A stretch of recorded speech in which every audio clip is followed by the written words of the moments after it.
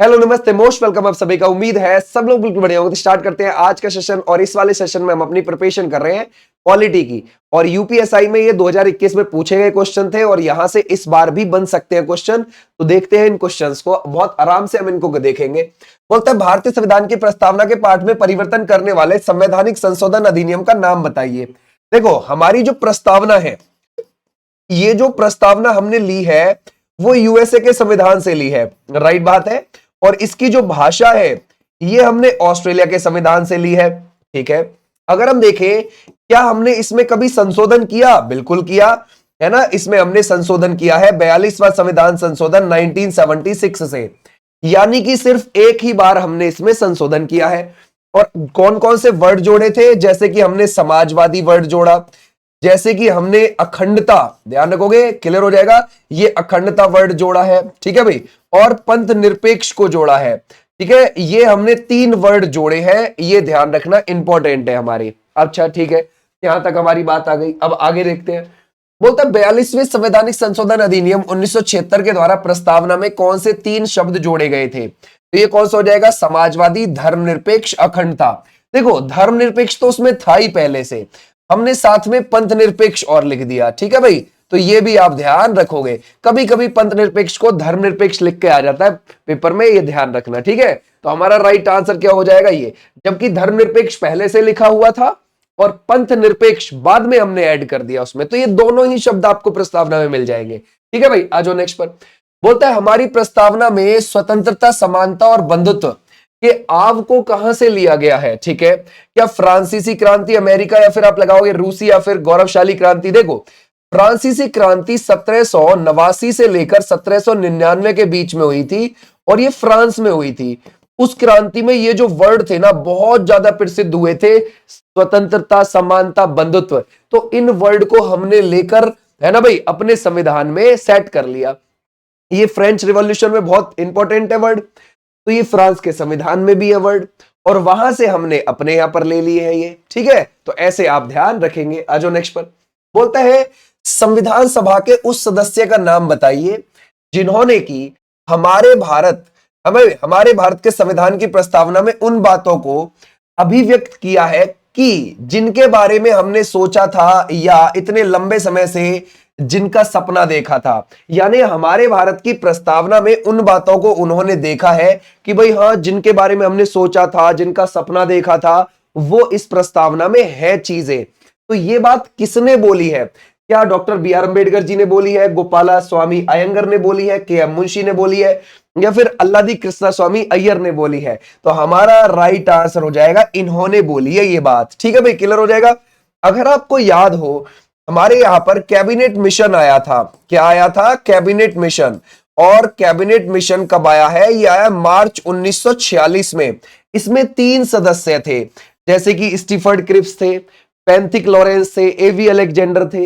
इन्होंने यहां पर जुलाई 1946 में संविधान सभा बनाने के लिए चुनाव करवाए और उन चुनाव में 389 मेंबर भारतवर्ष से चुनकर आए थे। फिर इनसे इसने 6 दिसंबर 1946 को संविधान सभा एक बना ली गई, एक गठन कर लिया गया।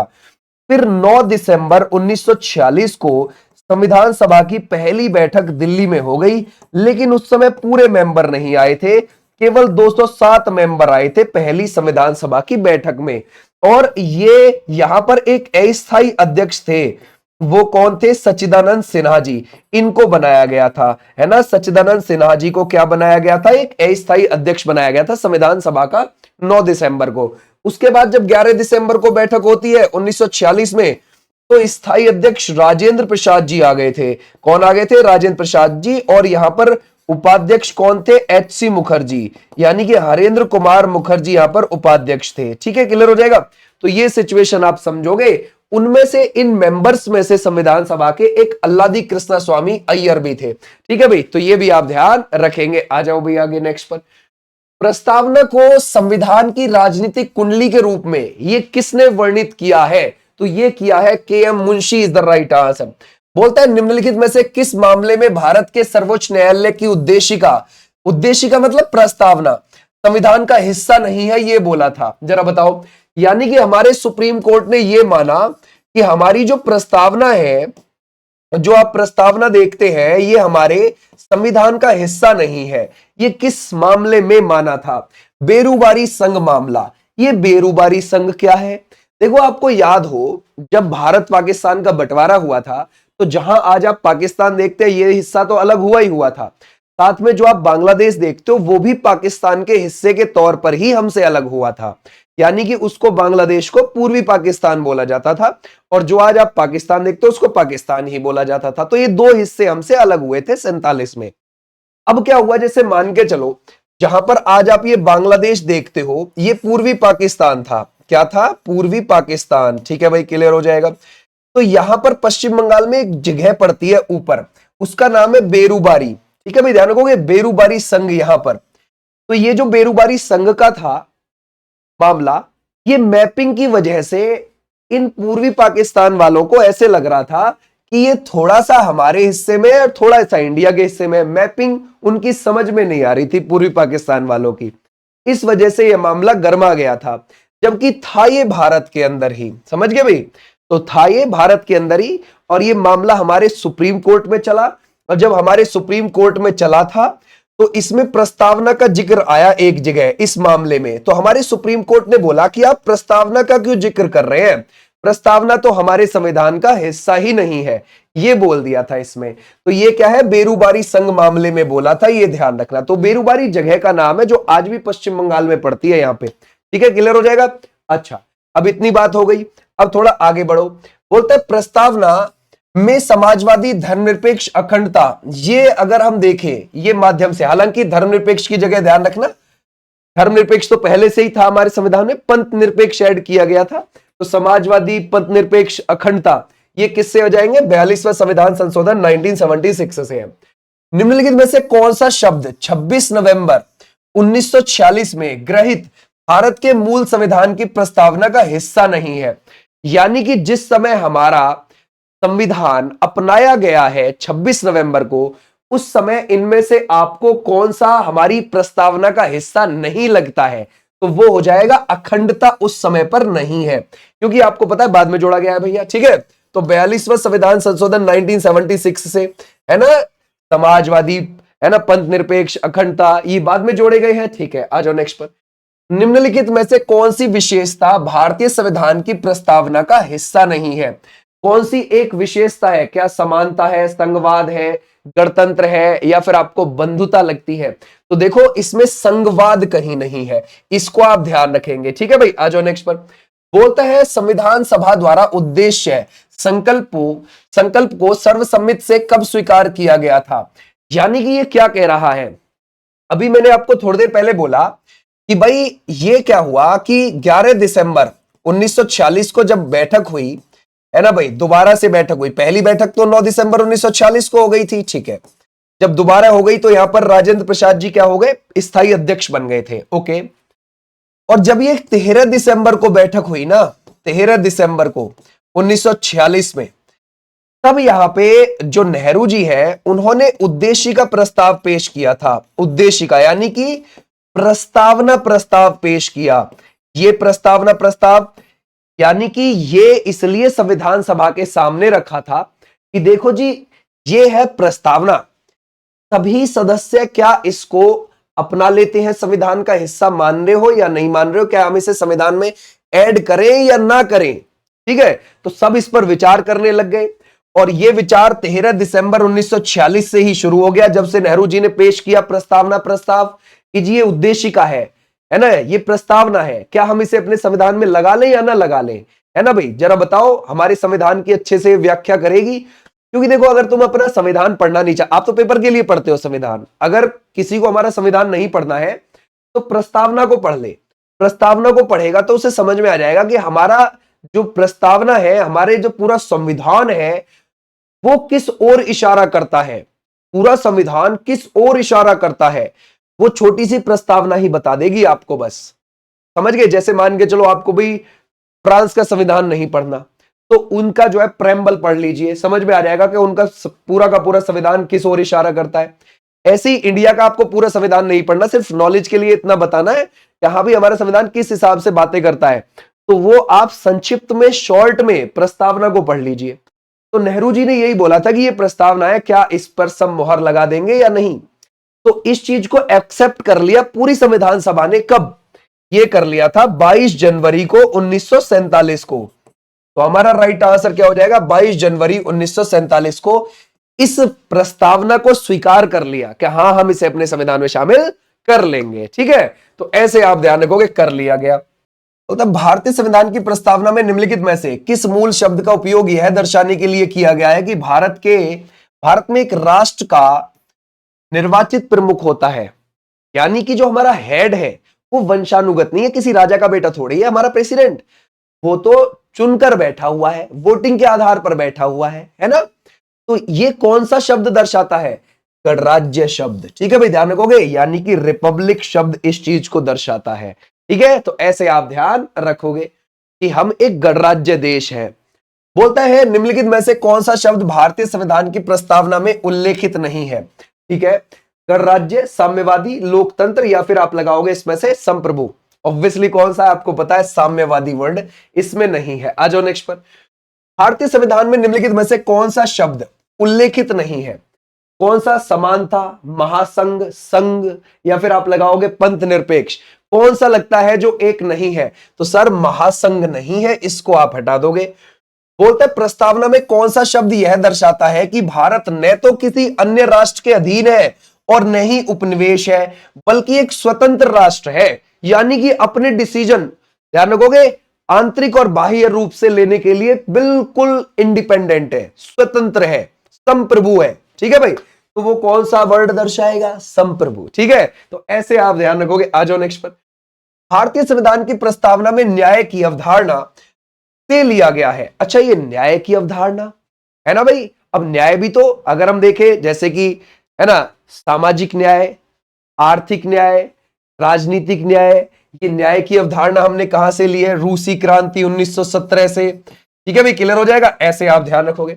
बोलता है किस शब्द, है ना, किस वर्ष में शब्द समाजवाद, धर्मनिरपेक्ष और अखंडता संविधान की प्रस्तावना में शामिल किए गए थे? 1976 इज द राइट आंसर। फिर मैं कह रहा हूं धर्मनिरपेक्ष तो था पहले से, पंथ निरपेक्ष ऐड किया गया था फिर से, लेकिन पेपर आपको ऐसे दिखाने के लिए बोल देता है ताकि आप आराम से टिक कर पाओ, कोई दिक्कत ना हो। ठीक है भाई, बोलता है 1973 में किस मामले में सुप्रीम कोर्ट ने अपने पिछले फैसले को दुरुस्त किया और कहा कि प्रस्तावना संविधान का हिस्सा है?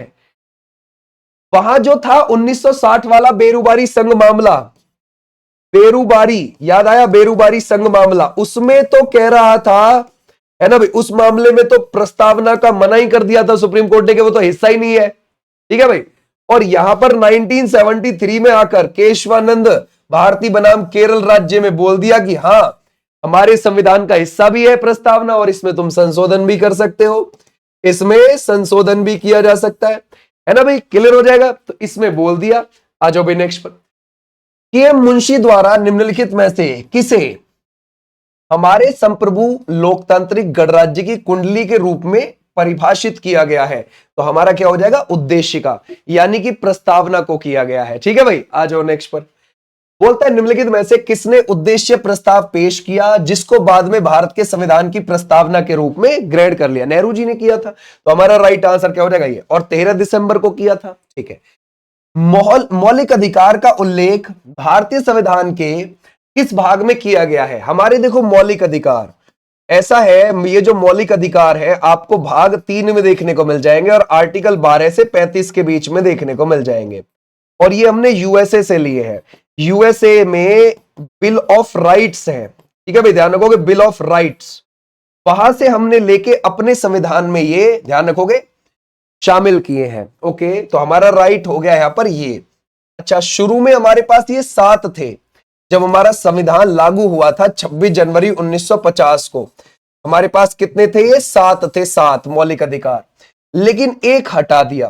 ठीक है भाई, ध्यान रखोगे, एक को हटा दिया। 44वां संविधान संशोधन 1978 से संपत्ति के अधिकार को हटा दिया और उसको 300A में ले जाकर रख दिया, कानूनी अधिकार बना दिया उसको मौलिक अधिकार से। क्या बना दिया? कानूनी अधिकार बना दिया उसको मौलिक अधिकार से हटा के। वो किस आर्टिकल में आता था? आर्टिकल 31 में आता था वो। ठीक है भाई, जो ये आप ध्यान रखोगे संपत्ति का अधिकार है, इससे हटा के वहां ले जाके रख दिया। तो अब हमारे पास कितने बचे हैं? 6 ही मौलिक अधिकार बचे हैं। तो मूल रूप से 7 थे, वर्तमान में 6 है। ठीक है भाई, आ जाओ नेक्स्ट पर। भारतीय संविधान के किस भाग को भारत का मैग्ना कार्टा कहा जाता है? मैग्ना कार्टा भाग 3 को ही बोला जाता है, हमारे मौलिक अधिकार को ही बोला जाता है। भारतीय संविधान के निर्माताओं द्वारा मौलिक अधिकारों के विचारों को कहां से लिया गया है? मौलिक अधिकार के विचार कहां से लिए हैं? अब ये कैसे लगाओगे? ठीक है भाई, क्या संयुक्त राज्य अमेरिका के संविधान से लिए हैं? बिल्कुल ठीक है, बिल ऑफ राइट्स से लिए हैं वहां से। ठीक है भाई, बिल ऑफ राइट्स बोलता है निम्नलिखित में से कौन सा अनुच्छेद यह घोषित करता है कि सभी कानून जो किसी मौलिक अधिकार के साथ असंगत हों या उनका अल्पीकरण करते हों वे अवैधानिक यानी कि शून्य होंगे। ये 13 बोलता है।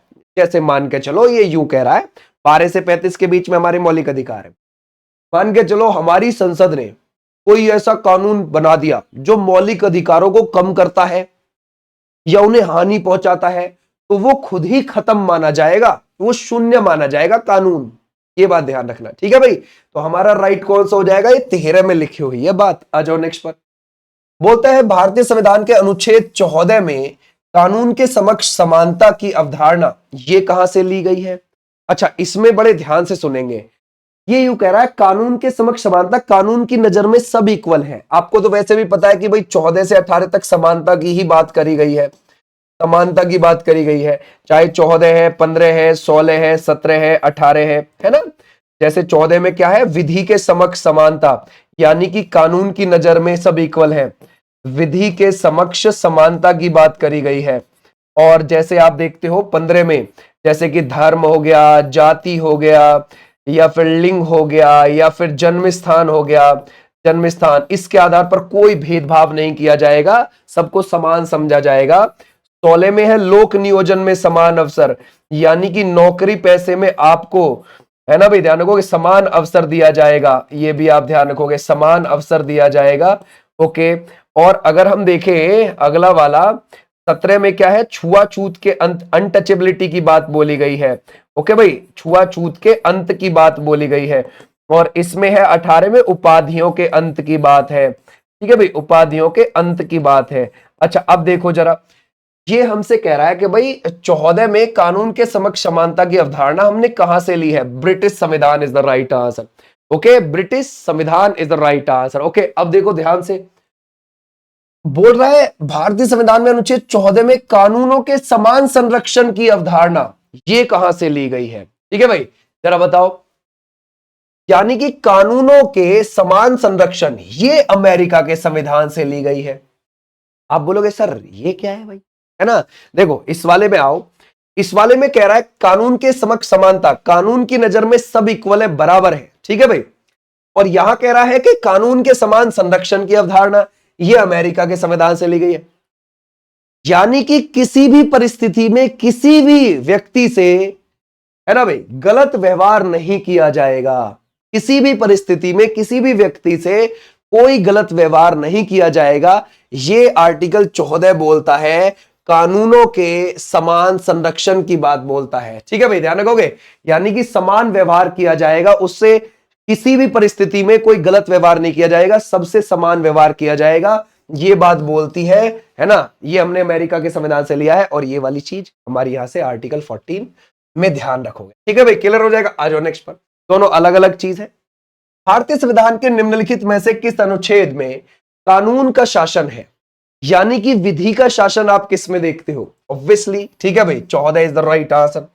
बोलता है भारत के संविधान का कौन सा अनुच्छेद राज्य के बच्चों के लिए विशेष प्रावधान करने का अधिकार देता है? ये कौन सा आर्टिकल है जो राज्य के बच्चों के लिए कह रहा है? ठीक है, देखो ऐसा है, आप जब आर्टिकल 15 देखोगे ना, आर्टिकल 15 का 3 देखोगे, तो उसमें बोला गया है महिलाओं और बच्चों के लिए विशेष प्रावधान की बात। तो हमारा राइट आंसर क्या हो जाएगा? ये किस किस के लिए है? महिला और बच्चों के लिए विशेष प्रावधान की बात कहता है। ठीक है भाई, आ जाओ नेक्स्ट पर। बोलता है भारतीय संविधान का कौन सा अनुच्छेद महिलाओं को भेदभाव के विरुद्ध संरक्षण प्रदान करता है? 15 का 3। ठीक है भाई, ध्यान रखोगे, 15 का 3। आ जाओ भाई नेक्स्ट पर। बोलता है भारत के संविधान का अनुच्छेद राज्यों को अनुसूचित जाति की उन्नति के लिए विशेष प्रावधान करने का अधिकार देता है। यहां कौन सा है? ठीक है भाई, ध्यान रखोगे। जो एससी के लिए बोल रहा है वो है 15 का 4 इज द राइट आंसर। बोलता है भारतीय संविधान का कौन सा अनुच्छेद सार्वजनिक रोजगार के मामलों में अवसर की समानता की गारंटी देता है? ठीक है भाई, सार्वजनिक रोजगार के मामले में 16 लोक नियोजन में समान अवसर मिलेगा सबको। ठीक है भाई, प्रस्तावना के अनुसार भारतीय संविधान अपना अधिकार प्राप्त करता है, किससे प्राप्त करता है? क्या भारत की जनता से करता है या किसी और से करता है ना भाई? भारत की जनता इज द राइट आंसर। ठीक है भाई, प्रस्तावना के अनुसार भारतीय संविधान अपना अधिकार किससे प्राप्त करता है? भारत की जनता से। देखो भाई, एक बात बताओ, हमारे संविधान को पावर किससे मिलती है? हम भारतीय लोगों से। अगर हम भारतीय लोग कल को सड़क पर उतर जाए तब और ये कहने लगे हमें नहीं चाहिए संविधान, सरकार क्या कर लेगी? सरकार को हटानी पड़ेगी ये सब चीजें, समझ गए? क्योंकि सरकार किसकी चुनी हुई है? हमारी, हम लोगों की। जब लोग, हम ही तो अपने संविधान को पावर दे रहे हैं, हम सब मिलजुल के रह रहे हैं, हम संविधान को फॉलो कर रहे हैं, तभी उस संविधान को पावर मिल रही है, तभी हमारी चुनी हुई सरकार बैठी है वहां पे। ठीक है भाई, तो ऐसे आप ध्यान रखोगे। बोलते किस प्रख्यात न्यायविद और संविधान विशेषज्ञ ने भारतीय संविधान की प्रस्तावना को संविधान का पहचान पत्र बताया था? वो किसने बताया था? वो बताया था N.A. पालकीवाला। बोलता है उद्देशिका को हिस्सा माना गया के मामले में भारत के संविधान का, इस मामले में केशवानंद भारती बनाम केरल राज्य 1973 का। ठीक है भाई, बोलता है भारतीय संविधान की उद्देशिका में व्यक्त किए गए न्याय, सामाजिक, आर्थिक और राजनीतिक का आदर्श कहां से लिया गया है? रूसी क्रांति से लिया गया है। ठीक है भाई, आ जाओ नेक्स्ट पे।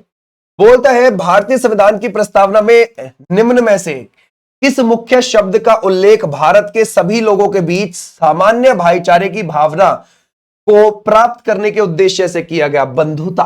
ठीक है भाई, बंधुता। तो ये थे हमारे क्वेश्चंस जो हमारे लिए इंपॉर्टेंट थे। ठीक है भाई, अब तुम मुझे होमवर्क के तौर पर ये बताओगे कि भारतीय संविधान की प्रस्तावना के पाठ में परिवर्तन करने वाले, है ना भाई, संवैधानिक संशोधन अधिनियम का नाम बताइए। ये आप मुझे होमवर्क के तौर पर बता दोगे कमेंट सेक्शन में। ये थी तुम्हारी आज की क्लास जो हमने देखा। इसमें जो क्वेश्चंस कराए गए हैं वो जरूर इंपॉर्टेंट, एक बार देख लेना, पेपर में जाने से पहले पहले तुम्हें ये हेल्प करेंगे बहुत पेपर में। ठीक है, चलो थैंक यू सो मच। हमारी ये क्लास 3 से 4 बजे के बीच में आपको देखने को मिल जाती है। यूपीएसआई की क्लास डेली बेसिस पर, यूपी पुलिस कांस्टेबल की क्लास लाइव चलती है कितने बजे? वो चलती है 5 बजे। ओके, और आपको 9 बजे दिल्ली पुलिस की लाइव क्लास देखने को मिल जाती है, रेलवे की 10 बजे देखने को मिल जाती है। Thank you, tata bye bye, मैं फिर मिलूंगा, तब तक के लिए नमस्ते।